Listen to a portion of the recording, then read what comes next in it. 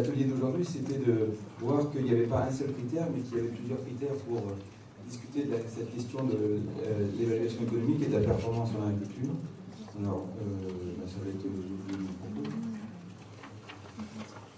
Donc, en fait, les travaux que je vais vous présenter, c'est comment un élargissement des critères pour rendre compte du concept de performance économique globale. Et ces travaux, je les conduis avec d'autres collègues au sein du comité scientifique de la méthode IDEA. On est indicateur de durabilité des exploitations agricoles, on est plusieurs. Et dans un sous-groupe, là, les travaux sur la dimension économique conduits notamment avec les collègues de Bordeaux Sciences Agro, de l'ENSFEA et puis des collègues en interne à l'ENSFEA. Alors, le fil directeur de ma présentation, ça sera de revenir sur les concepts de performance économique, parce qu'on a vu aujourd'hui que dans cet atelier ou cette journée consacrée à l'évaluation économique, on peut soit avoir une approche par les coûts, soit une approche par la performance, soit par les deux. Et donc, dans la méthode de ce que je vais vous parler, je ne vais pas du tout parler coûts, mais plutôt uniquement performance. Le cadre d'analyse théorique développé pour questionner ce concept de performance économique globale, puis le modèle de mesure, et enfin une illustration rapide à partir de 3 résultats empiriques, parce que nous ne sommes pas au bout de nos peines. Enfin, on a presque fini, mais on n'a pas complètement fini non plus. Donc ce n'est pas des résultats définitifs, ce sont juste des exemples de qu'est-ce qui peut être fait, et puis des perspectives. Alors, moi je vais mettre ma montre pour tenir le temps. Donc la performance économique en agriculture, juste qu'est-ce que nous dit la littérature sur ce concept? En fait, là, il y a un certain nombre. Donc, quand on a questionné ce travail, on a mobilisé plus de 80 références. Là, je vais essayer de vous en faire une petite synthèse des principaux que je trouvais les plus intéressants, mais on en a retenu 80. Et donc, le concept de performance, en fait, c'est beaucoup mobilisé en sciences de gestion, mais c'est mobilisé partout, en économie aussi. Mais en gros, il y a 3 types de. C'est le triangle de la performance proposé par Gibert entre pertinence, efficacité et efficience. Ça, c'était essentiellement pour l'évaluation des politiques publiques et la performance des politiques publiques, mais elle s'applique aussi aux organisations. Et donc, en fait, la performance, elle peut soit être lue comme un succès, c'est-à-dire qu'il faut déjà avoir défini les valeurs pour définir la performance, soit comme un résultat de l'action, c'est donc juste est-ce que j'ai réussi ce sur lequel je m'étais donné mes objectifs. Soit la performance, dans la littérature, elle est analysée comme on analyse le processus pour atteindre les objectifs. Donc, on peut déjà trouver 3 types de travaux qui questionnent la performance. Et en économie, la performance, elle est... en fait, il n'y a pas d'accord. C'est ce que tout début de la littérature, enfin de l'atelier de l'INAME nous a dit, c'est que quand elle s'est posé la question de la performance, elle a vu qu'il y avait beaucoup de concepts et que tout le monde n'était pas tout à fait d'accord. Mais néanmoins, il y a quand même des invariants qui reviennent, c'est que la performance, Anthony l'a définit déjà comme, en fait, ça constitue le processus par lequel les dirigeants d'une organisation, quelle que soit une entreprise ou une administration ou une association, en fait, ça garantit que les ressources sont obtenues et utilisées avec efficacité et efficience. Il y a des termes qui sont très souvent associés à performance. On retrouve compétitivité, c'est la capacité, ça a été dit tout à l'heure par notre collègue, de faire face à la concurrence et de l'affronter avec succès. C'est aussi à l'échelle d'une exploitation agricole, Colson et Châtelier, dès 99, enfin même avant, disaient que c'était la capacité à affronter la concurrence vis-à-vis des autres exploitations agricoles qui produisent les mêmes biens. Et en économie agricole de marché, la grande... eh bien, c'est que la performance, elle est toujours relative et qu'il n'y a pas de performance en soi. Ça veut dire quoi? Ça veut dire qu'en fait, elle est relative par rapport à quoi? Quand on s'intéresse à ce concept, il faut savoir par rapport à quoi on la compare. Soit par rapport à des références absolues qui viennent de l'objectif politique, c'est quand on veut comparer le revenu, le coût de production ou qu'est-ce que le revenu disponible par rapport au SMIC, donc c'est des valeurs objectives sociétales, soit c'est par rapport à des seuils critiques, soit c'est en référence relative, est-ce que mon index laitière a une meilleure performance que mon index bovin-lait, voilà, soit c'est des moyennes nationales, voilà, donc on compare. La performance est toujours en relatif. Donc c'est quelque chose qu'il faudra, quand on s'intéresse à ce concept de performance, nous oblige à penser toujours à quoi on va comparer. Et que nous dit aussi Charot sur la performance économique, c'est qu'en fait, elle renvoie à la notion de création de valeur, donc par rapport aux autres, et qu'il y a 2 façons de créer la valeur, soit par la rentabilité, soit par rapport au risque. Et donc il faut se poser la question du risque, il faut se poser la question de la rentabilité. Et donc après, la rentabilité des capitaux investis ou des processus du cycle de production, et puis les risques liés à l'exploitation ou risques financiers. Et donc, quand on s'intéresse à la performance en agriculture, et bien on s'aperçoit qu'il y a plusieurs approches, il n'y en a pas qu'une, et que ces approches, et bien en fait, il y a les approches que je vais mobiliser plus tard, tout à l'heure, quand je vous parlerai de la méthode IDEA. C'est des approches comparatives à partir d'indicateurs financiers ou comptables qui sont soit agrégés, soit non agrégés, déjà. Soit après, on a des approches comparatives qui mobilisent la méthode du scoring, qui est très utilisée dans les approches bancaires du risque, où on essaie de prédire avec des modèles Logit, avec des scores qui varient entre 0 et 1, la prédiction de l'entreprise à être plus ou moins proche d'un risque de faillite ou de non-faillite. Soit on fait des comparaisons plutôt sectorielles, c'est ce que nous a présenté ce matin Nadège Garamboi, mais sans le dire. En fait, ce qu'elle a fait, c'est une analyse contrefactuelle de qu'est-ce qui se serait passé si les exploitations agricoles qui étaient dans son système d'autonomie en élevage n'avaient pas fait cette conversion vers l'autonomie. Et on regarde l'évolution de deux trajectoires. Et on fait du contrefactuel. Et donc on compare deux performances d'un système, de systèmes métiers biologiques et conventionnels. Le tout, c'est de lever les biais liés à ces comparaisons. Et puis une autre manière, c'est d'évaluer la performance d'exploitation par rapport à d'autres à partir de ce qui s'appelle les approches d'analyse des frontières d'efficacité ou Data Envelopment Analysis, où là on ne crée pas, on mesure une efficacité technique et une efficacité allocative prix. Donc moi, au travers de ces différentes approches, ça c'est de la littérature, je vais vous présenter le point 1, c'est-à-dire l'évaluation de la performance à partir d'indicateurs financiers ou comptables qui sont agrégés. Donc cette synthèse, en gros, c'est soit une approche centrée sur les coûts, qui peut être une approche de performance par les coûts, c'est pas le cas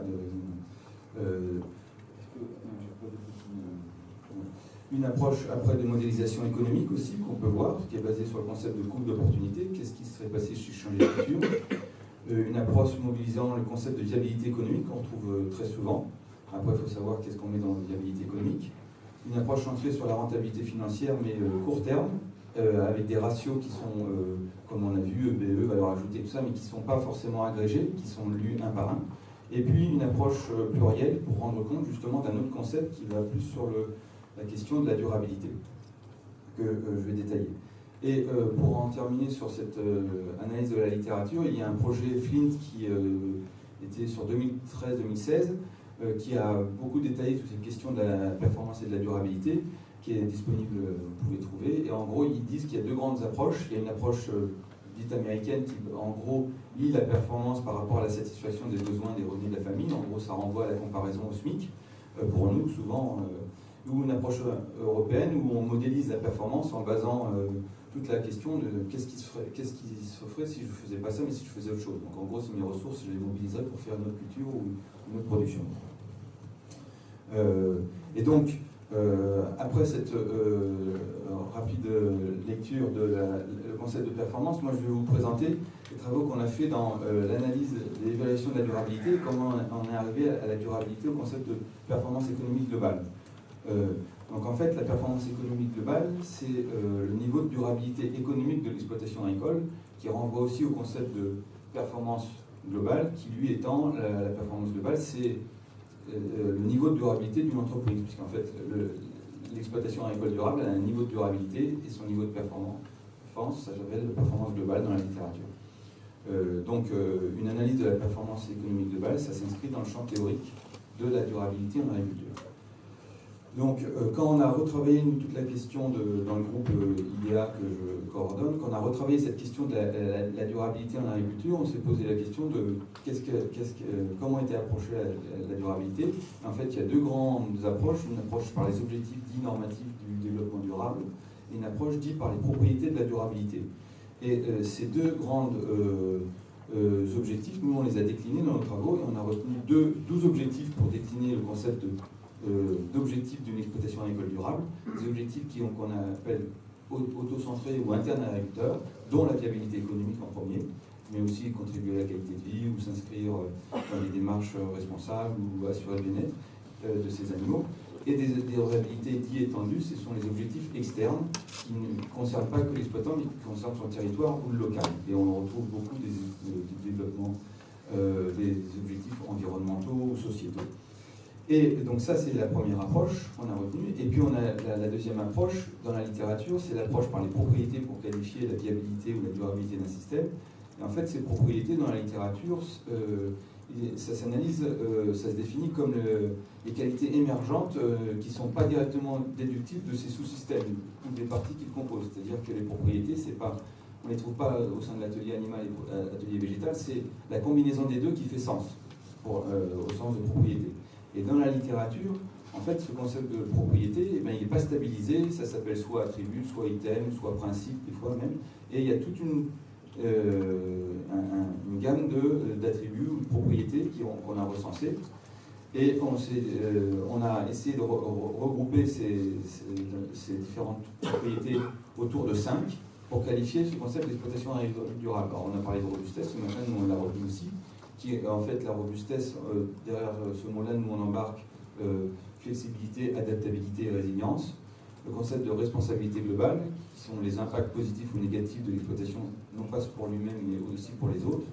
D'ancrage territorial, d'autonomie, mais pas uniquement l'autonomie pour l'agriculteur, pour ses animaux ou pour ses cultures, mais aussi sa capacité à décider par lui-même. Donc, la dimension sociale de l'autonomie. Et puis la capacité productive, bien sûr, et reproductive, donc dans le temps long.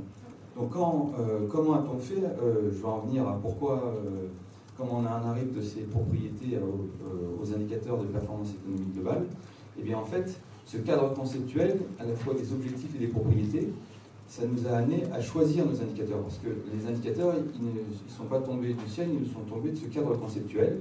Et on est passé de raisonnement sur les propriétés avec nos deux objectifs, et on a construit une matrice ou une carte heuristique qui a débouché sur 53 indicateurs. Alors là, on ne le voit pas, mais je vais le détailler. On a pensé, on a débobiné le fil d'Ariane pour chaque propriété. Qu'est-ce que c'est que la robustesse? Qu'est-ce que c'est que la responsabilité globale? Et à la fin, les couleurs, ce sont le nom des indicateurs qui renvoient à la dimension agroécologique, socio-territoriale ou économique. Et ça, on l'a fait pour les 5 propriétés, et ça nous a amené à 53 indicateurs. Et comment on lit la performance économique maintenant? En fait, dans notre cadre conceptuel, on a organisé les 53 indicateurs suivant 2 clés de lecture. Une clé de lecture que je ne vous présenterai pas à droite du schéma, qui est une lecture par les propriétés, c'est-à-dire est-ce qu'on peut qualifier une exploitation agricole de robuste ou d'autonome, et comment. Donc ça agrège les indicateurs suivant ces propriétés, mais ce n'est pas le cas de mon propos aujourd'hui. Là, c'est plutôt la version plus classique du développement durable, où on a essayé de qualifier l'exploitation agricole dans les 3 dimensions, économique, sociale ou environnementale. Et donc on a repris uniquement on a identifié les indicateurs qui avaient une qualification plutôt économique, et on en a 11 dans cette carte heuristique, et 3 indicateurs qui viennent de la robustesse, 5 indicateurs qui viennent de la propriété robustesse, 4 indicateurs de la capacité productive, 3 pour l'autonomie, aucun pour l'ancrage territorial, et un pour un indicateur économique dans la propriété responsabilité globale. Et on a réorganisé ces indicateurs dans les 4 composantes de la dimension économique. Et on ne les a pas mis en batterie l'un après les autres, on les a pensés et structurés en 4 composantes, que sont la viabilité économique et financière, l'indépendance, la transmissibilité et l'efficience globale, pour donner du sens à ces indicateurs et donner une lecture d'abord agrégée plutôt qu'une lecture par le bas qui donne une note à chaque indicateur. Ce qui fait qu'on arrive à ce modèle-là, que certains connaissent déjà parce qu'il renvoie à la méthode IDEA 3 ou 2 qu'on avait, mais dans la version 3, on avait 6 indicateurs, maintenant on en a 11, mais qui essaient de donner plus de qualification à ce concept de performance économique globale. Et ça marche par un système de scoring où on transforme les valeurs calculées de chaque indicateur en un nombre de scores. Et donc je prends un exemple, pour le premier indicateur capacité économique, qui s'appelle C1, et bien en fait, on le calcule comme étant, on a donc un système où on dit la capacité économique, en gros c'est le BE, moins un besoin de financement qu'on ramène au nombre d'outillages non salariés. Et ce besoin de financement, je crois que je vais le détailler après, oui, il est calculé de façon forfaitaire, pardon, comme 25% de la dotation aux amortissements de l'année plus la somme des annuités. Voilà. Et donc, ça nous donne une valeur en montant en euros qu'on divise par le nombre d'UTH non salariés, et après on le compare à quoi? Et c'est notre système de référentiel, au SMIC net annuel. Et c'est ça qui donne nous donne une échelle de valeur. Et si l'exploitant dégage par exemple plus de 2,5 SMIC net annuel dans sa capacité économique, eh bien il a une note sur 20 sur une échelle de 20. Et donc le système de notation, il est basé de la même façon pour chaque indicateur. Vous avez une note maximale, 20 pour l'indicateur C1, 12 pour l'indicateur C2, et avec un plafond pour la viabilité économique qui représente que 35 sur 100. Et donc on a essayé de faire un équilibre, mais évidemment la viabilité économique représente plus que la transmissibilité. La façon dans laquelle on a calculé les seuils de performance pour chaque indicateur, on a calculé les indicateurs sur le RICA France entière, et on a essayé de regarder la distribution des exploitations agricoles. Et là vous avez un exemple. La première ligne inférieure à 0 pour les années 2010, 2011, 2013, 2014, 2015, c'est le pourcentage d'exploitation dans chaque classe. Et on a fait ça pour chaque indicateur pour essayer de comprendre si on n'avait pas des classes sans exploitation.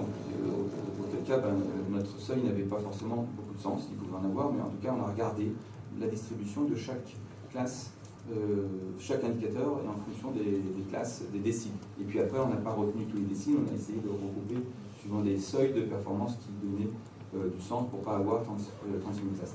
Donc là, je vais vous présenter rapidement trois types de résultats qu'on a déjà dans nos premiers travaux, puisque là, on est encore dans une phase de test de la méthode. Et donc, on a utilisé la méthode dans sa dimension économique. Là, je vous présente, on l'a fait pour en fait les 3 dimensions, pour une exploitation maraîchère, et ça permet à un agriculteur de pouvoir avoir une lecture soit avec un tableau où on lui calcule son score de performance économique globale. Là, il a une exploitation où il a 72 sur 100, mais surtout, ça lui permet d'avoir des éléments visuels où il peut se situer, lui, par rapport au seuil. Donc, il a le premier, capacité économique, et en fait, il a 12 sur 20. Voilà, et c'est l'histogramme à 2 couleurs. C'est d'une partie, la partie, c'est sa note à lui, et c'est la note maximale qu'il pourrait atteindre pour chacun des indicateurs. Il a automatiquement, avec ce petit calculateur, la possibilité d'avoir sa positionnement par rapport à l'évaluation et au seuil qui a été calculé et proposé dans la méthode. Mais bien sûr, le seuil, lui, peut être discuté, peut être proposé par d'autres. Les seuils, ce sont les choix de la méthode. Nous, on l'utilise aussi, c'est dans des projets de recherche aujourd'hui. On veut comparer la performance économique globale et essayer d'expliquer la performance économique globale d'exploitations qui sont en circuit court de proximité dans un projet Perfecto, c'est un projet circuit court de proximité financé, soutenu par le PSDR. Mais en fait, on a 3 types de filières, et ça nous permet de regarder, suivant les 3 filières, des exploitations qui se situent dans 3 filières différentes, au vin lait, au vin viande ou maraîchage, quels sont leurs niveaux de performance. Et on voit qu'au sein de chaque filière, eh bien, il y a une diversité de performances pour des exploitations qui vendent toutes en circuit court de proximité, qui sont dans le même type de circuit. Donc, ça peut aider les agriculteurs à se questionner. Et enfin, aussi, ce concept de performance économique globale, on voit qu'on a fait une analyse où, en regardant juste la première ligne, vous avez les numéros d'exploitation. Après, c'est le score de la composante viabilité économique et financière, que moi j'appelle la performance économique à court terme. Et puis en dessous, vous avez la performance économique globale, qui est la performance plus à long terme, puisqu'elle englobe la question de la transmissibilité. Et donc on voit qu'en prenant en compte le temps long, c'est-à-dire la transmissibilité, la valeur et la rentabilité du capital hors foncier, ou la question de déficience, eh bien, on n'a pas la même lecture. Et c'est effectivement... Donc, c'est un peu ce que montrait aussi Nadège Garambois ce matin, c'est qu'en prenant le temps long, eh bien, on voit que le concept de valeur ajoutée qui était pensé à court terme, eh bien, en fait, si on l'englobe dans une analyse sur 15 ans, eh bien, la durabilité, elle se lit différemment, et qu'on a la possibilité de repenser en prenant en compte d'autres critères. Et une dernière lecture qui ce concept de performance avec ces travaux sur la méthode IDEA. On a la possibilité aussi de les calculer sur le RICA. Et donc on a prolongé les travaux qui avaient déjà été conduits par Cadillon ou Girardin sur IDERICA. Et puisqu'on voulait calculer les seuils sur le RICA, on a essayé de calculer la performance économique globale de chaque exploitation sur le RICA France entière. Et donc on a dû faire un proxy, puisqu'en fait, sur les 11 indicateurs, il n'y en a que 8 de calculables. Sur les 11, puisqu'il y en a sur lesquels on pose des questions à l'agriculteur, et les informations ne sont pas dans le RICA. Et on s'aperçoit donc qu'il y a eu une forte chute de la performance économique globale à partir des années 2014, avec un glissement d'exploitations qui ont diminué leur performance économique. Et donc ça, c'est tout OTEX, toute France entière. Et on voit qu'il y a des systèmes ou des OTEX qui résistent plus que d'autres dans le concept de performance économique globale dans le temps. Et que les grandes cultures, bon ça c'est pas nouveau non plus, mais on le sait, mais la performance économique à court terme s'est dégradée, et la performance économique globale aussi s'est dégradée. Aussi pour les exploitations de grandes cultures de façon significative à partir de 2012. Voilà. Alors qu'il y a d'autres exploitations, d'autres textes qui tiennent mieux dans le temps. Juste, bon, on est en train de finaliser un calculateur pour calculer les 3 dimensions. Et, en conclusion et perspective, donc sur le concept de performance économique globale, on finalise début d'année les seuils de performance sur les 3 derniers indicateurs, ce qui nous restait à finaliser. On teste la méthode dans des projets de recherche du type bagage ou du type le CASDAR Action, et avec des professionnels du conseil agricole, avec le projet bagage d'INRA Toulouse, ou avec des bureaux d'études dans le projet CASDAR, ou des chambres régionales d'agriculture Bretagne. Et sur le concept de la performance globale et de la méthode IDEA, on finalise les travaux normalement dans le projet CASDAR, et on a comme objectif de développer la deuxième approche évaluative de la durabilité par les propriétés et non pas par les 3 dimensions ou par la dimension économique, en la testant à la fois dans l'enseignement agricole et auprès du conseil pour savoir s'il y a un usage et une utilité dans le conseil. Voilà. Je vous remercie beaucoup.